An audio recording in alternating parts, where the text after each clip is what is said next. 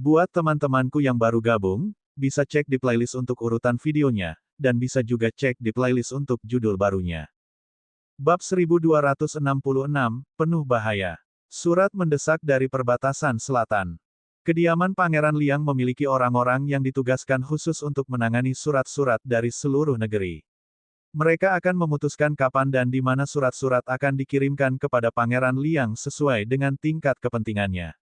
Misalnya, mereka bahkan tidak mau menerima surat yang dikirim Sang Yu kepada Byzantian. Namun, ada satu jenis surat yang tidak mereka terima. Bukannya mereka meremehkan, tetapi mereka tidak berani menerimanya. Dan itu adalah surat yang mendesak. Terutama surat-surat mendesak dari perbatasan. Dengan demikian, utusan itu dapat bepergian tanpa hambatan sampai ke ruang tamu Pangeran Liang. Semua orang tercengang. Perbatasan Selatan. Bukankah musuh di launan baru saja mundur dari perbatasan selatan? Mengapa ada surat yang mendesak? Laporkan. Ekspresi Pangeran Liang berubah serius. Tidak perlu menyembunyikan informasi dari para pembantunya yang terpercaya. Komandan Perbatasan Selatan, Wang Sui, mempertaruhkan nyawanya untuk meminta bantuan. Utusan itu berkata dengan tergesa-gesa. Kalimat pertama saja sudah membuat Pangeran Liang merasakan firasat buruk.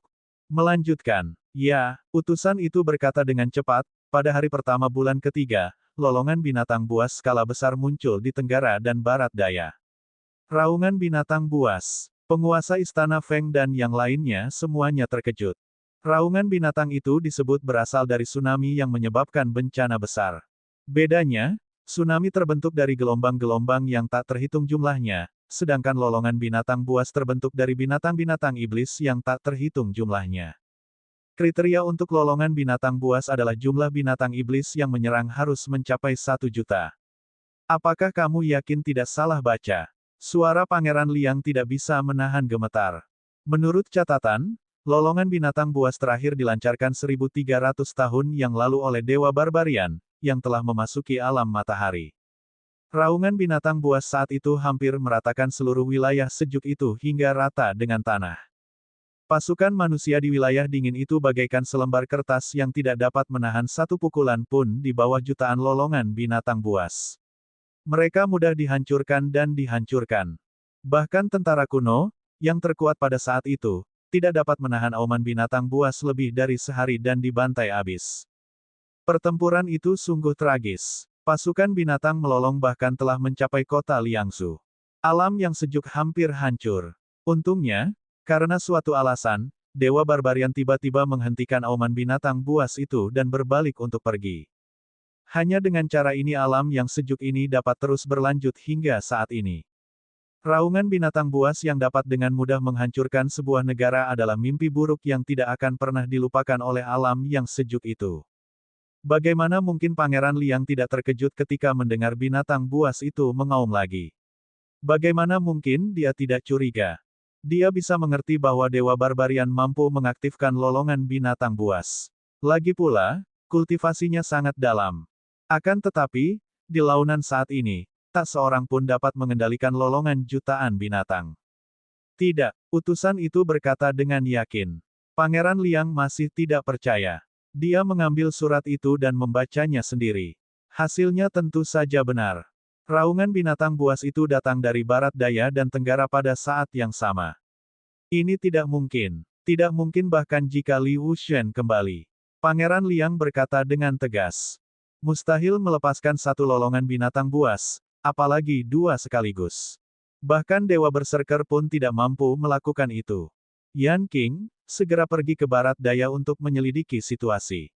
Pangeran Liang menunjuk Yan Qing sebagai utusan khusus.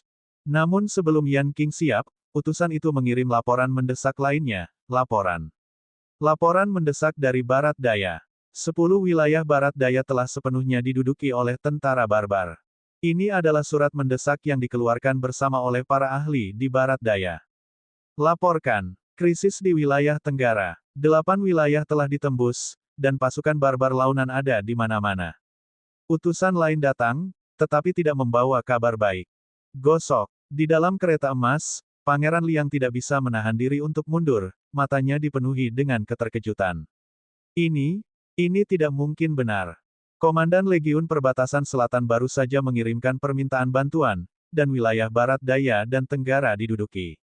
Pangeran Liang telah mengabaikan fakta bahwa surat rahasia akan memakan waktu setidaknya 2 hingga 3 hari untuk tiba di kota Liangzhou dari perbatasan. Medan perang berubah dalam sekejap, belum lagi 2 atau 3 hari. Pada saat kota Liangzhou menerima berita itu, situasi di medan perang telah berubah drastis. Saya khawatir bukan hanya wilayah Barat Daya dan Tenggara saja yang telah diduduki oleh lolongan binatang buas. Ambilkan aku petanya, teriak Pangeran Liang. Penguasa Istana Feng segera membentangkan peta besar wilayah sejuk itu. Wus, cahaya terang menyala, menandai wilayah Barat Daya dan Tenggara dengan warna merah.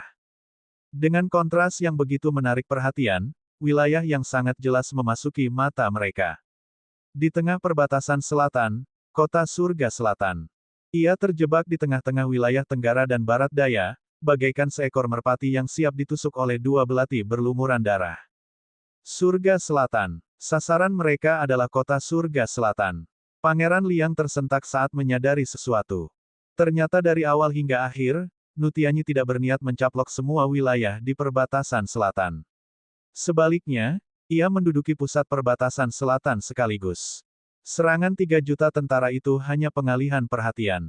Semuanya seperti yang diperkirakan Bai Zantian. Pasti ada rencana tersembunyi di balik mundurnya Lou Nan. Sayangnya, Pangeran Liang tidak memberi Bai Zantian kesempatan untuk menggagalkan rencana Lou Nan. Pangeran Liang duduk kembali dengan lemah dan berkata dengan linglung, apakah raja ini salah lagi? Orang yang ditampar wajahnya bukanlah Bai Zantian, melainkan Pangeran Liang yang mengaku luar biasa. Bab 1267, Kesalahan Berulang Kali. Tatapan mata Yan Qing tampak acuh tak acuh saat dia berdiri di samping, hatinya pun acuh tak acuh. Apakah kesalahanmu sudah berkurang? Dalam kesannya, meskipun mantan Pangeran Liang tidak bijaksana, dia tidak bodoh. Akan tetapi, semenjak serangkaian kejadian yang ditujukan pada Xia Qingchen, dia terus-menerus melakukan kesalahan di setiap langkahnya, melakukan kesalahan berulang kali, yang mengakibatkan krisis negaranya hancur seperti saat ini. Para menteri yang terhormat, apa pendapat kalian? Pangeran Liang sempat linglung cukup lama sebelum akhirnya menyerah atas keputusannya yang sewenang-wenang itu dan dengan rendah hati meminta nasihat kepada para menteri setia di sampingnya. Akan tetapi, para kepala istana dari Istana Feng, Istana Wen, dan para ahli yang baru direkrut semuanya saling berpandangan, tidak berani berbicara. Situasinya sudah seperti ini, siapa yang bisa membalikkan keadaan? Keheningan di depan aula menyebabkan hati Pangeran Liang tenggelam. Dia teringat kembali kejadian ketika penguasa istana militer hadir. Selama dia hadir, dia akan memberikan solusi paling berpengalaman untuk setiap masalah militer besar pada saat pertama. Ia kemudian teringat pada 9 orang yang hampir terhormat. Ketika mereka berdiskusi di aula yang sama, mereka adalah satu-satunya yang berani berbicara dan tidak takut dengan ekspresi Pangeran Liang. Dulu, dalam benaknya, orang-orang itu adalah ancaman potensial yang harus ia waspadai ketat, atau orang-orang yang menegurnya dengan memanfaatkan senioritas mereka. Sekarang, mereka semua berada jauh darinya, dan sisanya adalah menteri dan jenderal yang cakap dan disukainya. Tapi hasilnya, tidak ada seorang pun yang berani bersuara ketika diminta mengemukakan ide, karena takut bertanggung jawab. Bicaralah. Pikiran Pangeran Liang kacau, hatinya dipenuhi kekecewaan dan penyesalan yang tak terkatakan. Baru pada saat itulah penguasa istana Feng bersiap. Laporkan kepada Liang Wang, masalah yang paling mendesak adalah mengirim 3 pasukan besar untuk memperkuat kota Surga Selatan. Setelah dia menjawab, Pangeran Liang bertanya, lalu, 3 juta pasukan Nutianyi semuanya diperlakukan seperti udara. Jangan lupa bahwa pasukan Nutianyi telah mundur ke wilayah Launan dan berada di perbatasan. Jika ketiga legiun itu kembali, pasukan barbar akan segera menduduki sebagian besar wilayah perbatasan selatan wilayah Liang seolah-olah tidak ada seorang pun di sana. Penguasa istana Feng hanyalah pejabat kompeten yang bertanggung jawab atas urusan dalam negeri, dan dia tidak tahu apapun tentang peperangan militer. Subjek ini tidak tahu apa-apa. Penguasa istana Feng berlutut dan memohon ampun. Kepala istana Wen dan yang lainnya berlutut satu demi satu, menyatakan bahwa mereka bersalah. Yang kuinginkan adalah kau menemukan solusi, bukan mengemis pengampunan. Pangeran Liang geram. Dia akhirnya mengerti bahwa kelompok pejabat yang katanya loyal itu hanyalah sekelompok penjilat. Saat mereka dibutuhkan, mereka tidak ada gunanya. Seluruh aula sunyi, dan tak seorang pun bersuara lagi. Setelah beberapa lama, sebuah suara yang menggetarkan jiwa Pangeran Liang memasuki aula. Hal terpenting saat ini adalah fokus pada kota Liangsu. Semua orang menoleh dan melihat seorang pria setengah baya berwajah tegas dengan bekas luka pisau yang mengerikan di wajahnya berjalan mendekat. Bakiak di kakinya semuanya tertutup lumpur kuning. Hujan terus turun dari mantel hujan jeraminya, dan topi bambu di tangannya basah kuyup. Dia adalah mantan penguasa istana militer, Jun Qiye. Kali ini, Liang Jing menghadapi bencana besar. Pada akhirnya, dia tidak bisa duduk diam dan bergegas kembali dari kampung halamannya sendirian di tengah hujan. Menteriku yang terkasih, kau kembali. Pada saat ini, Pangeran Liang merasa sulit untuk menahan kegembiraannya. Dia bahkan melupakan kebenciannya terhadap Chuli, seolah-olah dia telah menemukan sedotan penyelamat. Menteri yang saya cintai, cepat bantu saya berbagi kekhawatiran saya. Dengan situasi saat ini, bagaimana kita bisa melindungi perbatasan selatan? Tanya Pangeran Liang. Jun Qiye meletakkan topi bambunya, wajahnya dingin. Pangeran Liang tidak mengerti apa yang kumaksud. Aku sudah bilang padamu untuk fokus pada kota Liangsu karena kita tidak bisa menjaga perbatasan selatan. Dentang, samar-samar terdengar suara berat Pangeran Liang saat ia duduk. Kekecewaannya yang besar tersampaikan ke hati semua orang. Tidak, wilayah yang sejuk ini tidak akan hilang di tangan raja ini. Menteriku yang terkasih, Anda adalah seorang tetua dari dua dinasti dan akrab dengan urusan militer di wilayah Liang. Anda pasti punya cara, bukan? Tanya Pangeran Liang. Kalau saja dia kagum pada penguasa istana militer dan mau mendengarkan nasihatnya, tentulah dia tidak akan ada di sini hari ini. Jun Qiye menggelengkan kepalanya dan mendesah, jika 3 pasukan perbatasan selatan mundur, 3 juta singa Nutianyi akan memiliki kesempatan untuk memanfaatkannya. Jika mereka tidak mundur, kota surga selatan pasti akan kalah.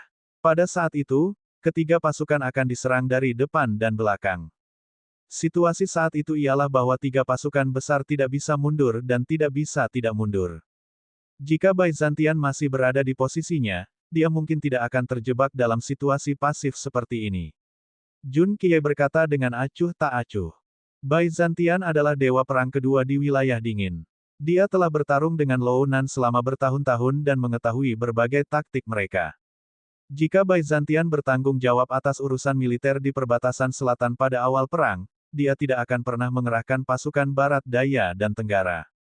Dengan pasukan yang menjaga Barat Daya dan Tenggara, mereka tidak akan dihancurkan begitu cepat oleh lolongan binatang buas. Perbatasan selatan tidak akan jatuh ke dalam keadaan pasif seperti itu. Hati Pangeran Liang dipenuhi rasa bersalah. Dia mengepalkan tinjunya dan berkata, apakah benar-benar tidak ada cara untuk menyelamatkannya? Ada. Tanpa diduga, Jun Qiye mengubah nada bicaranya. Kecuali jika kamu bisa meminta bantuan seseorang. Dia tidak mengatakannya dengan jelas, tetapi semua orang yang hadir tahu siapa yang sedang dia bicarakan. Tidak mungkin. Bahkan jika alam sejuk ini hancur, pangeran ini tidak akan memohon padanya. Kata Pangeran Liang dengan tegas. Emosi Pangeran Liang bergejolak, seolah-olah bekas luka di hatinya telah tersentuh. Hanya ada satu orang yang bisa membuatnya seperti ini, Xia Qingchen. Ekspresi Jun Qiye seolah-olah dia sudah menduga hal ini. Karena itu, Pangeran Liang harus segera mengirim 3 pasukan kembali secepatnya. Jangan biarkan mereka dikepung oleh musuh dari kedua belah pihak. Tidak ada jalan lain. Pangeran Liang sangat tidak mau.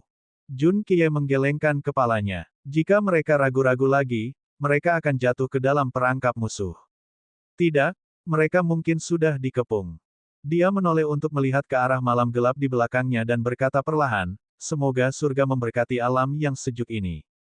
Dia tidak akan mengabaikan fakta bahwa dibutuhkan waktu 2 atau 3 hari bagi informasi dari perbatasan selatan untuk mencapai kota Liangsu. Tidak ada seorang pun yang tahu situasi terkini di kota surga selatan. Di perbatasan selatan yang jauh, di kota surga selatan. Ibu kota perdagangan yang pernah makmur, yang bagaikan mutiara kedua bagi wilayah sejuk, kini berada dalam kondisi tertekan. Kota itu kosong. Orang-orang biasa sudah pindah sejak sebulan yang lalu. Hanya penjaga kota surgawi selatan yang tersisa dalam kekacauan. Jumlah penjaganya hanya 90.000 orang, yang jumlahnya lebih sedikit dari kekuatan daerah militer. Selain itu, kualitas tempur mereka jelas tidak sebaik prajurit daerah militer. Cepat, 18 legiun, pergi ke tembok barat. Minggir, kalian semua, minggir. Kavaleri Li Qianze terluka. Darurat di tembok barat, mundur ke tembok selatan segera. Titik-titik. Suara trompet yang memilukan dan suara pembunuhan yang memekakkan telinga menyebabkan kota surga selatan jatuh ke dalam kekacauan. Ada mayat-mayat yang ditinggalkan di pinggir jalan, orang-orang yang terluka karena tidak ada yang merawat mereka, dan senjata-senjata yang dibuang ke tanah. Mengetahui bahwa tembok kota barat telah ditembus, semua prajurit meninggalkan perlengkapan senjata mereka dan bergegas ke selatan kota. Selatan kota, ribuan karung pasir ditumpuk untuk membentuk tembok pasir sementara, membagi kota surga selatan menjadi dua. Prajurit surgawi selatan yang tersisa semuanya berkumpul di sini. Mereka bersembunyi di balik karung pasir, mencengkeram senjata mereka erat-erat. Karung pasir di depan mereka dan tembok kota di belakang mereka adalah satu-satunya kastil mereka. Apakah bala bantuan dari kota Liangzhou sudah tiba? Kavaleri 1000 jangkrik dengan anak panah di mata kirinya berteriak putus asa. Bab 1268, Kedatangan Bala Bantuan. 2 hari yang lalu, lolongan binatang buas itu tiba-tiba muncul dan melanda wilayah barat daya dan tenggara yang luas yang tidak dijaga. Heng Tiandu, penguasa kota baru yang bertanggung jawab atas kota surga selatan, segera menyadari rencana musuh. Mereka mengarahkan pedang mereka ke kota surga selatan. Oleh karena itu, Ibu Kota Langit Abadi segera mengirim pesan ke kota Liangzhou, meminta dukungan legiun penjaga kota. Begitu surat permintaan bantuan dikirim, auman binatang itu melesat ke wilayah luas kota surga selatan dengan kecepatan kilat. 2 hari telah berlalu. Daerah di luar kota surga selatan telah rata dengan tanah oleh lolongan binatang buas. Binatang-binatang iblis itu menimbulkan malapetaka di mana-mana. Hanya kota surga selatan yang mampu menahan lolongan binatang buas dengan 90.000 penjaga kota dan tembok kota yang kuat. Namun, itu hanya sementara. Ini karena yang ada bukan hanya binatang iblis tetapi juga pasukan barbar yang misterius. Kekuatan tempur mereka sangat mencengangkan, dan mereka setidaknya memiliki tubuh astral yang hebat. Selain itu, mereka dapat mengaktifkan teknik barbar misterius pada saat-saat kritis, yang menggandakan kekuatan tempur mereka. Binatang-binatang iblis itu tidak pernah menimbulkan bahaya apapun kepada para penjaga kota, tetapi kemunculan mereka telah menyebabkan korban di pihak penjaga kota meningkat drastis. Tuanku, jangan menunggu. Pangeran Liang mungkin belum menerima berita itu. Kata pasukan kavaleri berlengan satu yang terdiri dari 100 orang dengan cemas. 2 hari hanya cukup untuk satu transmisi. Pada saat Pangeran Liang selesai mengeluarkan perintahnya, kota surga selatan telah lama menghilang. Apakah langit sedang menghancurkan perbatasan selatan kita? Qian Ruki menatap ke langit dan mendesah. Itu terlalu mendadak. Mereka mengira bahwa pasukan barbar akan tertahan oleh 3 legiun di perbatasan, dan bahwa kota surga selatan di tengah perbatasan selatan akan menjadi tempat yang paling aman. Oleh karena itu, kota surga selatan bahkan tidak memasuki kondisi siap tempur. Prajurit, ransum, dan senjata semuanya hilang. Akibatnya, ketika raungan binatang buas itu tiba-tiba datang, kota surga selatan hampir tidak memiliki pertahanan dan dengan cepat kehilangan sejumlah besar lokasi strategis, hanya menyisakan satu kota yang harus dijaga. Ada banyak sekali binatang iblis di luar sana dan pasukan barbar yang menerobos masuk ke kota. Bala bantuan mereka hanyalah mimpi. Dentang. Tiba-tiba, suara gemerincing baju zirah terdengar. Qian Kiki melihat keluar melalui celah karung pasir. Jejak ketakutan muncul di wajahnya, dan dia melangkah mundur. Sekelompok hampir 10.000 prajurit barbar yang besar, tingginya setidaknya 14 kaki, menyerbu dari arah barat kota bagaikan air pasang. Semuanya memiliki ekspresi pembunuh dan tubuh mereka berlumuran darah.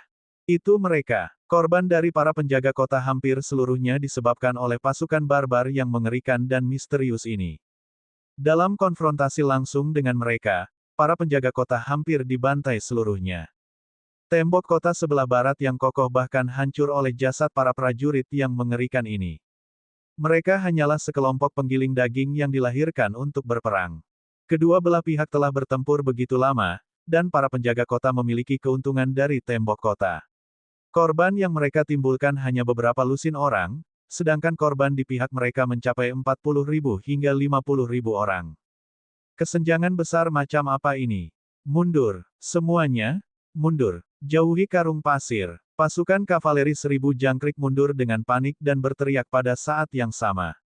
Para prajurit di dekatnya juga mundur dengan wajah pucat dan meringkuk.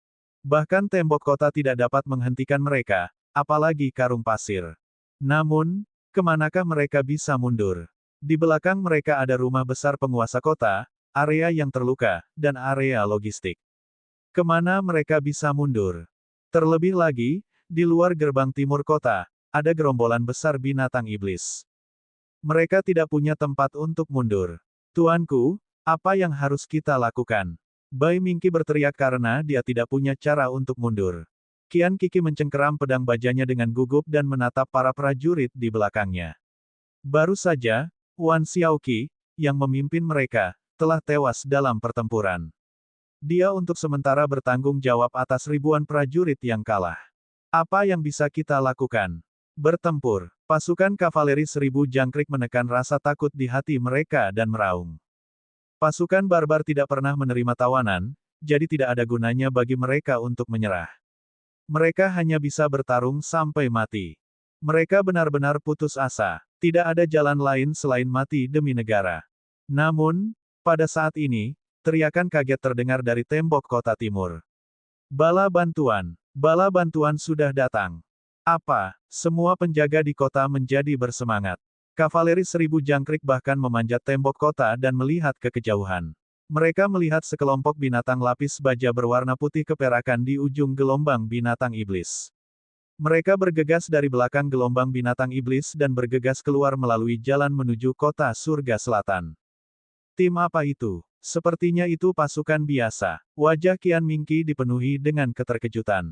Sekelompok prajurit barbar lain yang mengepung gerbang timur juga melihat kejadian ini. Jumlah mereka sekitar 100 orang.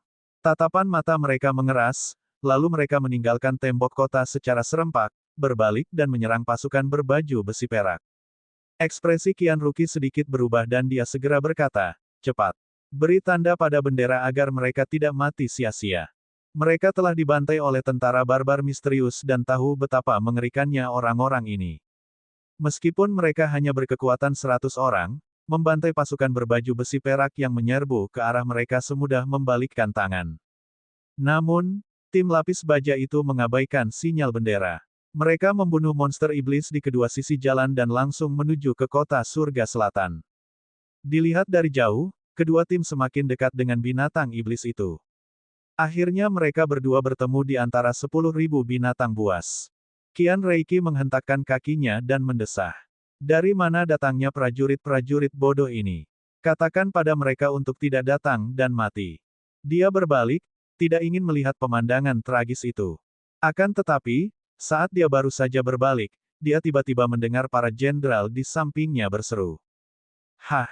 Dia menoleh untuk melihat tabrakan antara kedua belah pihak lagi, dan hasilnya mengejutkannya. Bagaimana mungkin? 100 prajurit barbar yang mengerikan tampaknya telah bertemu musuh bebuyutan mereka di depan para prajurit berbaju besi perak. Kekuatan fisik mereka yang mengerikan dengan mudah dihilangkan oleh prajurit berbaju besi perak. Tombak panjang dengan kilatan dingin menusuk tanpa ampun dada orang barbar tinggi itu. 1, 2, 3, satu persatu, para barbar itu tiba. Awalnya, para barbar masih geram dengan kematian rekan-rekan mereka. Mereka semua mengaktifkan teknik rahasia mereka untuk memperkuat tubuh mereka. Namun, di hadapan prajurit berbaju besi perak, semua perlawanan mereka sia-sia. Mereka semua dipaku sampai mati dengan tombak seperti kertas. Ketika lebih dari separuh kaum barbar terbunuh, mereka akhirnya melarikan diri ketakutan, kehilangan keberanian mereka sebelumnya. Para prajurit berbaju besi perak itu bagaikan kilat perak, mengejar binatang iblis. Para prajurit di tembok kota merasakan darah mereka mendidih saat mereka melihat orang-orang barbar ditangkap dan dijepit sampai mati satu persatu. Kekuatan tempur yang luar biasa. Siapa mereka? Pasukan kavaleri 1000 kriket terkejut. Dia tidak pernah tahu bahwa ada kekuatan sekuat itu di tentara perbatasan selatan. Suara mendesing. Tiba-tiba 10 burung seukuran telapak tangan terbang ke kota surga selatan dari baju besi perak. Sebagian besar dari mereka ditangkap dan dimakan oleh binatang iblis terbang yang melayang di udara. Hanya beberapa yang berhasil mencapai kota.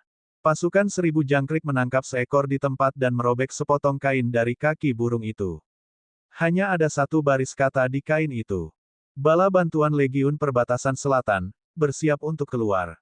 Para jenderal yang berkumpul di sekitarnya terkejut. Tentara Perbatasan Selatan, bukankah mereka jauh di perbatasan? Qian Ruki berkata dengan tidak percaya. Ketiga legiun itu ditempatkan di perbatasan seperti kota Jiuli. Butuh waktu setidaknya 2 hari bagi mereka untuk tiba. Namun, kota surga selatan baru saja terjebak 2 hari yang lalu. Bagaimana legiun perbatasan selatan tahu bahwa kota surga selatan dalam bahaya? Cepatlah, beritahukan kepada penguasa kota di ibu kota langit yang luas. Kita selamat. Qian Kiki sangat gembira. Tidak peduli siapapun pihak lainnya, mereka akan membunuh untuk keluar dari masalah. Jika mereka bekerja sama dengan baik dan membuka gerbang kota saat mereka menyerang, 40.000 penjaga kota dapat mengambil kesempatan untuk melarikan diri dari pengepungan yang berat. Rumah Tuan Kota. Dibandingkan dengan pertempuran yang menegangkan di luar, suasana di kota itu luar biasa tenang. Di taman, seorang pria parubaya berusia 50-an, mengenakan jas putih longgar, sedang berjongkok dan berlatih bela diri. Tuan Kota, beristirahatlah dan bersihkan keringatmu. Seorang pelayan laki-laki tersenyum sambil menyerahkan handuk hangat. Bab 1269, Ramalan Surgawi. Yang terakhir perlahan menarik tinjunya dan menghela napas panjang. Ulat sutra yang berbaring ini memuntahkan kepalan tangan musim semi yang menekankan waktu, tempat, dan orang yang tepat. Waktu, iklim, dan suasana hati semuanya sangat diperlukan.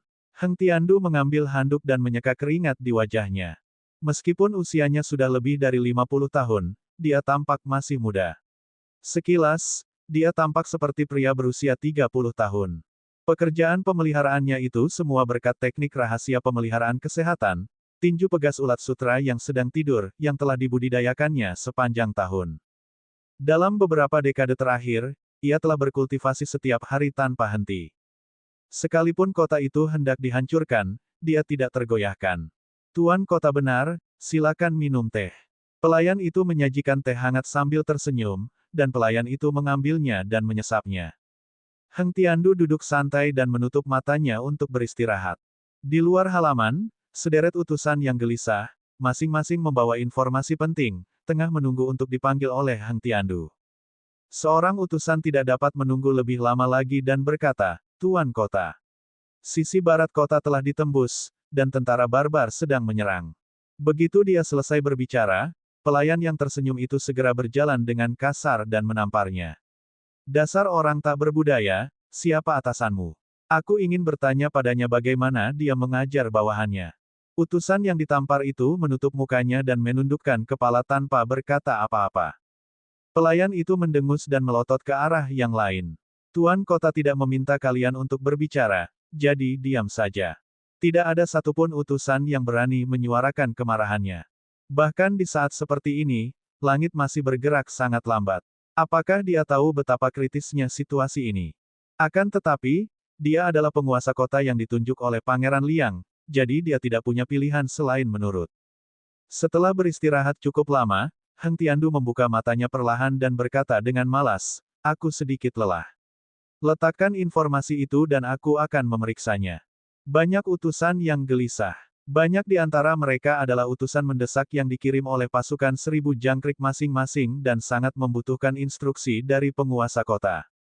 Siapa yang tahu berapa lama dia harus menunggu dia mengulasnya perlahan-lahan. Urusan militer sangatlah penting dan amat mendesak, jadi bagaimana mungkin kota Hengtian masih bisa santai? Kalian semua tuli. Kalian semua, keluarlah dan tunggu dengan tenang. Kata pelayan itu dengan angkuh, memamerkan gigi kuningnya. Setelah para utusan meninggalkan halaman, para pelayan tersenyum dan menyampaikan informasi itu kepada Heng Tiandu. Tuanku, semua informasinya ada di sini. Heng Tiandu memijat kakinya dengan santai dan bahkan tidak melihatnya. Biarkan saja. Ya, Tuan kota memang bijaksana.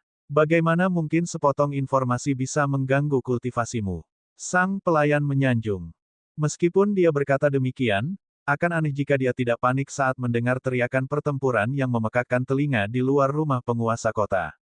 Tetapi Tuan Kota, utusan itu baru saja mengatakan bahwa sisi barat kota telah diambil alih. Bukankah kita harus mengambil tindakan? Katanya dengan gelisah. Heng Tiandu mendongak dan bermandikan sinar matahari yang lembut, dan berkata dengan acuh tak acuh, memangnya kenapa kalau kota ini hancur? Apa hubungannya denganku? Apa, sebagai penguasa kota, dia tidak dapat lepas dari kesalahan atas jatuhnya kota surga selatan. Dia mendengar Heng Tiandu berkata pelan, saya baru saja menjabat. Saya tidak punya waktu untuk menerima masalah apapun. Dan kemudian, kota surga selatan jatuh. Ini jelas merupakan tanggung jawab penguasa kota surga selatan sebelumnya. Tidak heran, tidak mengherankan jika dia tidak peduli dengan urusan militer dan menundanya. Alasannya adalah karena dia tidak mau bertanggung jawab. Untuk dikirim untuk menguasai Tianan, bagaimana mungkin dia bisa begitu bodoh? Begitu raungan binatang buas itu datang, dia tahu bahwa kota surga selatan akan jatuh.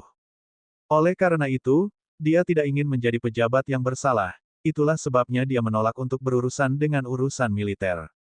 Dengan cara ini, ketika Pangeran Liang menanyakan hal itu, dia dapat dengan mudah menyangkal bahwa dia belum menguasai wilayah selatan surgawi.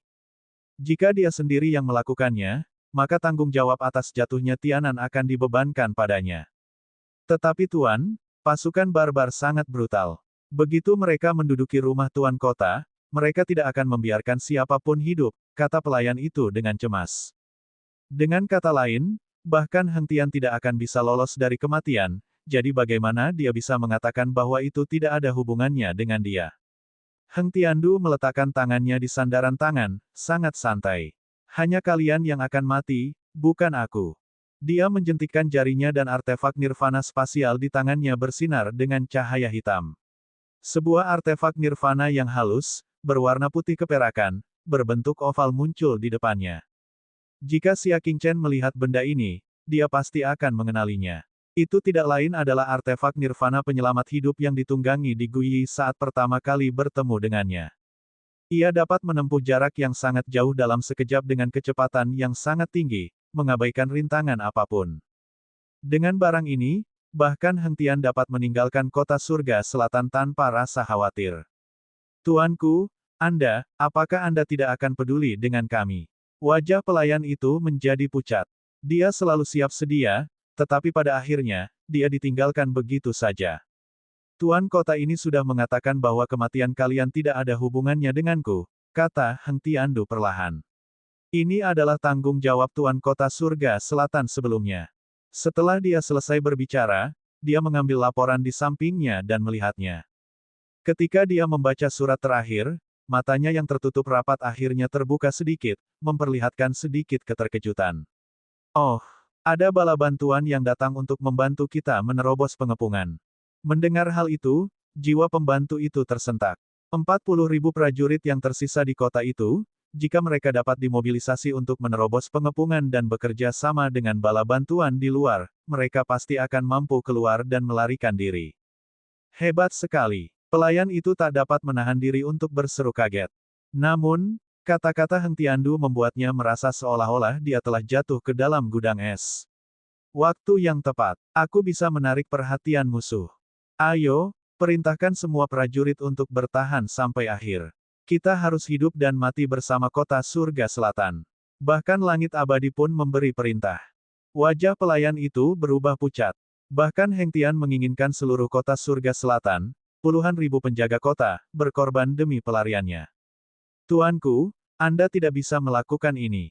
Ini adalah satu-satunya kesempatan mereka untuk melarikan diri. Pelayan itu mendekat dan memeluk paha Heng Tiandu, memohon. Ekspresi Heng Tiandu tenang, tetapi matanya tiba-tiba berubah marah. Dia menggoyangkan kakinya dengan jijik, mengusir pelayan itu. Yang terakhir mengeluarkan teriakan mengerikan saat kedua lengannya patah dan dia terpental. Pelayan yang dangkal, yang lebih penting mana nyawa para pengawal kota itu, atau nyawa keluargaku? Katanya dengan nada meremehkan, sambil menyikat celananya. Mereka bisa ditemukan lagi jika mereka sudah meninggal. Di mana kita bisa menemukan pengganti untuk pilar negara seperti saya? Petik 2. Sambil berbicara, dia menendang pelayan itu ke dalam kolam. Bagaimana pelayan itu bisa menahan pukulannya? Dia ditendang hingga pingsan di tempat dan mengapung di air. Para penjaga di luar halaman segera bergegas mendekat dan membungkuk untuk menerima perintah. Heng Tiandu merapikan pakaiannya dan dengan santai mengeluarkan token milik kepala kota. Dia menuliskan perintah di tempat itu dan membubuhkan stempel token itu di atasnya.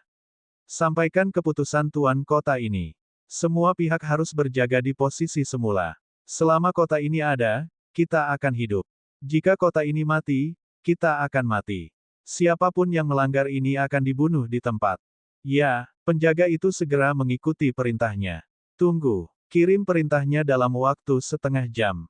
Heng Tiandu melambaikan tangannya, membiarkan para penjaga pergi terlebih dahulu, sebelum dia dengan tenang berjalan menuju artefak nirvana. Dia membelai artefak nirvana yang menyelamatkan nyawa dan terkekeh. Tuan Yu Hualong benar-benar pandai meramal. Dia meramalkan bahwa sesuatu akan terjadi di perbatasan selatan, jadi dia memberiku artefak nirvana ini sebelumnya. Bab 1270, terjebak dalam pengepungan. Sambil tersenyum, dia membuka artefak nirvana dan melompat masuk sendirian. Kemudian, dengan suara, peluru artefak nirvana melesat ke awan biru dan menghilang tanpa jejak. Keluarga Yu tidak pernah berhenti menyusup ke petinggi alam dingin, dan ibu kota langit abadi adalah salah satunya. Di tembok kota timur, ribuan pasukan berkuda kriket dengan gugup menyaksikan pertempuran itu. Setelah 1 jam, para prajurit berbaju besi perak itu perlahan mendekati tembok kota. Meskipun kekuatan tempur mereka mencengangkan, jumlah mereka hanya 2.000. Sangat sulit untuk membuka jalan di antara 10.000 binatang buas itu. Semakin jauh mereka melangkah, semakin lambat kecepatan pembukaannya. Pada saat mereka mencapai tembok kota, mereka sudah menunjukkan tanda-tanda kelelahan, dan ada ratusan korban. Mustahil bagi mereka untuk membuka jalan kembali yang baru. Hanya dengan bergabung dengan 40.000 penjaga kota di kota itu mereka dapat kembali. Saudara-saudara di kota, cepat buka gerbang kota dan ikuti kami untuk membunuh dan keluar dari pengepungan berat ini. Di antara para prajurit berbaju besi perak, seorang pria dengan wajah penuh bekas luka berteriak. Di tembok kota, beberapa ribu kavaleri kriket terbakar kecemasan.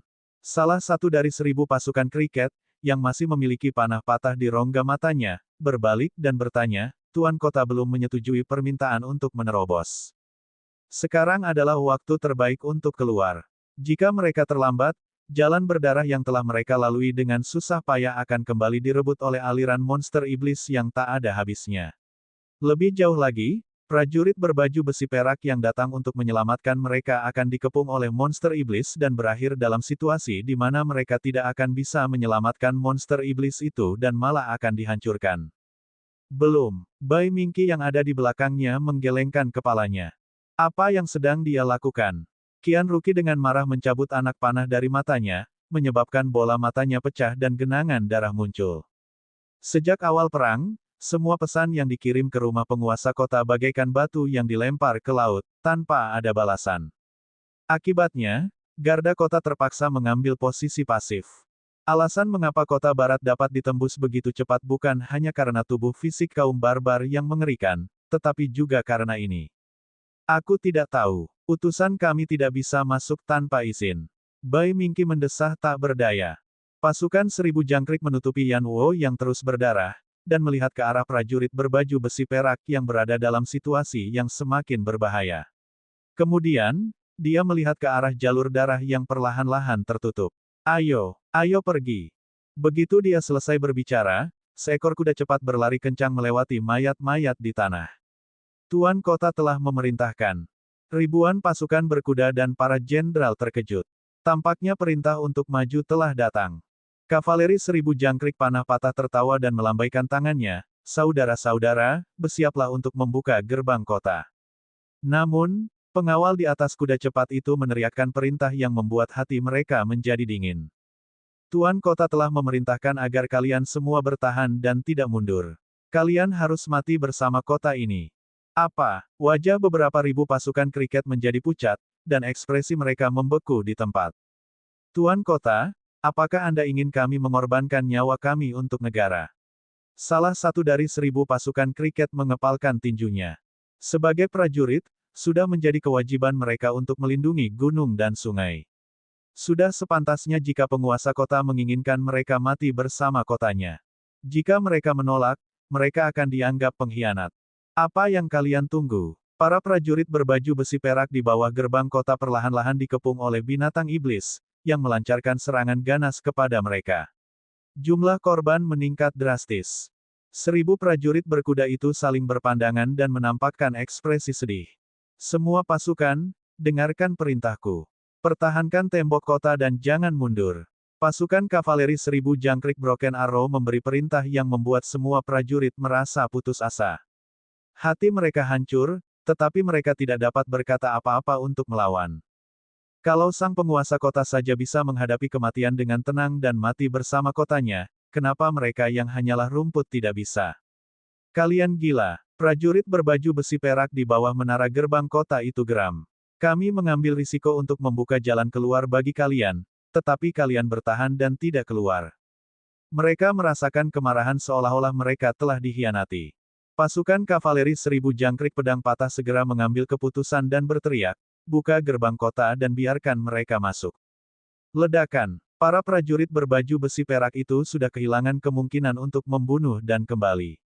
Mereka hanya bisa menggertakkan gigi dan berlindung di kota terpencil yang ditakdirkan untuk dihancurkan ini. Petik 2 tanda seru. Suruh pemimpin kalian datang. Prajurit berbaju besi perak dengan bekas luka di seluruh wajahnya berteriak dengan jengkel. Mereka cukup baik hati untuk menyelamatkannya, tetapi pada akhirnya, mereka terjebak. Pasukan kavaleri 1.000 jangkrik Broken Arrow melompat dari tembok kota dan berteriak dengan wajah tegas, jangan membuat keributan dan mengganggu moral angkatan darat. Namun, prajurit Scarface itu kuat. Dia melangkah maju seperti angin puyuh dan menendangnya. Buka mata anjingmu dan lihat siapa yang berdiri di depanmu. Dia bergerak ke samping dan memperlihatkan seorang lelaki tua berambut perak berpakaian preman di antara prajurit berbaju besi perak. Ada goresan mengerikan di tubuhnya yang menembus separuh tubuhnya. Jika lebih dalam sedikit, ia akan bisa membaginya menjadi 2. Begitu melihatnya, pasukan kavaleri 1.000 jangkrik Broken Arrow yang baru saja berdiri, menarik napas dalam-dalam. Bai Zantian. Tidak, Komandan Bai.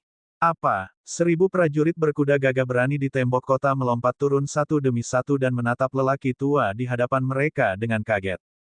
Bukankah dia marsekal terkenal yang telah dilucuti jabatannya sebagai komandan, Bai Zantian? Namun, bukankah dia pergi bersama orang-orang di kota surga selatan? Mengapa dia tiba-tiba kembali? Aku masih terlambat selangkah. Bai Zantian melangkah maju dan menghela napas panjang sambil menatap kota yang bobrok itu. Dia telah menulis surat cerai kepada Pangeran Liang. Ketika dia meramalkan bahwa Lou Nan memiliki rencana lain untuk mundur, dia menduga bahwa mungkin ada perubahan di kota surga selatan. Oleh karena itu, ia memimpin 2.000 anggota inti untuk mengikuti mantan komandan dan unit pengawalnya, melaju secepat bintang dan bulan. Akibatnya, ia melihat pengepungan kota surga selatan dengan raungan binatang buas. Dia mengambil keputusan cepat dan mengambil risiko untuk membunuh dan menyelamatkan diri. Dia ingin menyelamatkan penjaga kota yang masih terjebak, tetapi dia tidak menyangka bahwa dia juga akan terjebak. Komandan Bai. Kami memberi penghormatan kepada Komandan Bai. Seolah telah menemukan tulang punggungnya, para jenderal itu semua maju memberi penghormatan dengan penuh semangat. Siapa yang memerintahkanmu untuk mempertahankan kota tadi? Bai Zantian bertanya sambil menekan tangannya ke bawah. Dia adalah penguasa kota. Dia ingin mati bersama kita, bersama kota ini. Seru pasukan kavaleri Broken Arrow Thousand Arrows. Aku tidak menyangka dia memiliki keberanian seperti itu meskipun dia terlihat begitu lembut. Begitukah? Bai Zantian bertanya, tangannya di belakang punggungnya. Ikutlah denganku untuk menemui tuan kota ini terlebih dahulu. Saat dia berusaha keras untuk keluar, dia samar-samar melihat sebuah benda tak dikenal dengan cepat meninggalkan kota surga selatan. Baiklah. Kavaleri 1.000 jangkrik Broken Arrow dengan gembira memimpin jalan. Ketika mereka tiba di rumah besar tuan kota, mereka melihat bahwa rumah besar itu dijaga ketat. Ketika mereka melihat banyak jenderal, mereka langsung berteriak, Ini adalah area terlarang Tuan Kota, tidak seorang pun diizinkan masuk. Para jenderal segera berhenti, dan hanya pengawal komandan yang melangkah maju sambil membawa pedang mereka. Enyahlah.